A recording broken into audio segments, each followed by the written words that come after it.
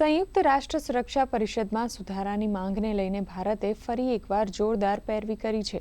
સંયુક્ત રાષ્ટ્ર મહાસભામાં આંતર સરકારી વાર્તાની બેઠકમાં ભારતે કહ્યું કે દુનિયા હવે વધુ રાહ નહીં જોઈ શકે.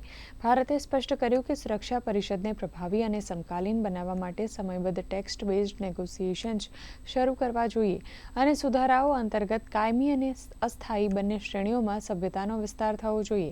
ભારતે એમ પણ કહ્યું કે ગ્લોબલ સાઉથ અને આફ્રિકાને સુરક્ષા પરિષદમાં વધુ પ્રતિનિધિત્વ મળવું જોઈએ તથા વ્યાપક સુધારાઓને કેટલાક દેશોના સંકીર્ણ હિતોનો બંધક બનાવી શકાય નહીં.